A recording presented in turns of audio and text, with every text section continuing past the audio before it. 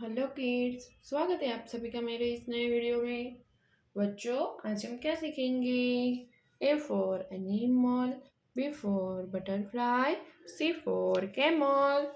ये क्या है? ये है हमारे कलर्स। चलो बच्चों, कलर्स नेम जानते हैं।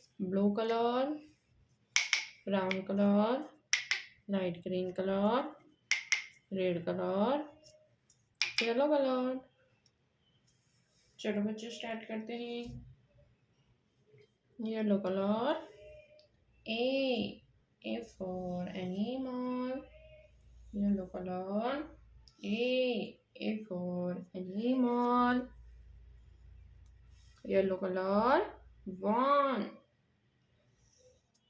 one, yellow color. One, one.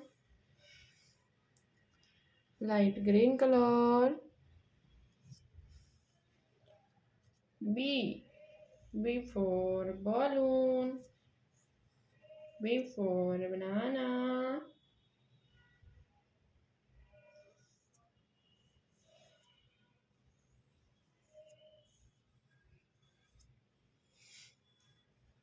Two, TWO, two.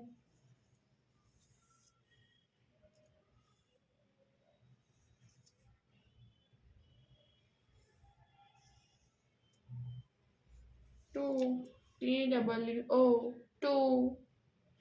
To के बाद red colour, C for camel, C for camel. Three, THREE, three. Red colour, three. Okay बच्चों, आज हमने क्या सीखा? ABC, 1 2 3। ओके बच्चों, अब मिलते हैं अगले वीडियो में। बाय।